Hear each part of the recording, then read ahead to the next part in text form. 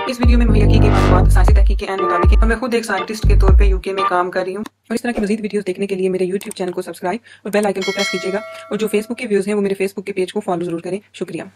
अस्सलाम वालेकुम, मैं हूँ डॉक्टर कासमी। हम सबको चाहिए कि हम बैलेंस डाइट का इस्तेमाल करें और अपनी डाइट में मुख्तलिफ किस्म की ग़िज़ाओं को शामिल करें। वो औरतें जो प्रेग्नेंट होती हैं उनको चाहिए कि वो बैलेंस्ड और हेल्दी डाइट का इस्तेमाल करें ताकि उनकी और उनके बच्चे की सेहत अच्छी हो। प्रेगनेंसी के दौरान फोलिक एसिड का इस्तेमाल लाजमी करें क्योंकि ये फोलिक एसिड पैदा होने वाले बच्चे की सेहत के लिए इंतहाई ज़रूरी होता है।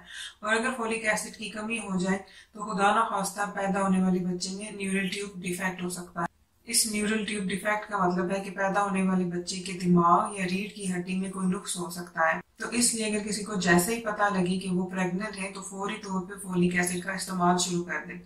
फोलिक एसिड के बहुत से सप्लीमेंट्स मार्केट से इजीली दस्तयाब होते हैं। तो इसके अलावा ये बहुत ज्यादा रेकमेंड किया जा रहा है कि अगर कोई बच्चे के लिए प्लानिंग कर रहा है तो प्रेग्नेंट होने से पहले ही फोलिक एसिड का इस्तेमाल शुरू कर देना चाहिए। प्रेग्नेंट औरतों को चाहिए कि वो 400 माइक्रोग्राम फोलिक एसिड के सप्लीमेंट हर रोज लें।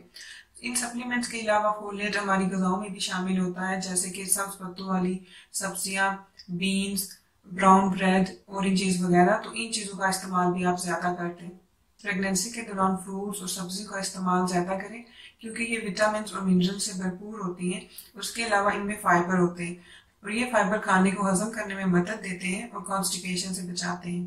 प्रेगनेंसी के दौरान आयरन की जरूरत बढ़ जाती है और अक्सर प्रेग्नेंट औरतों को आयरन की कमी हो जाती है।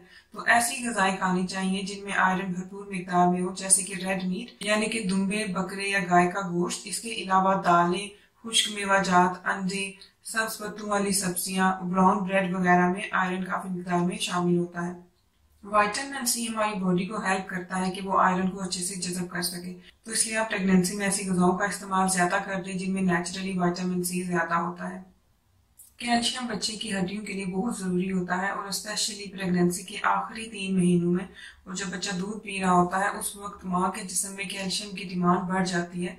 तो कैल्शियम के लिए दूध से बनी हुई चीज़ें जैसे कि दही, चीज़ वगैरह खानी चाहिए। इसके अलावा बादाम, तिल के जो बीज होते हैं उनमें कैल्शियम काफ़ी मिकदार में होता है। प्रोटीन हेल्दी प्रेगनेंसी के लिए काफ़ी ज़रूरी होता है, तो उसके लिए दालें, बीन्स, गोश्त, अंडे और मछली का इस्तेमाल ज़्यादा रखें।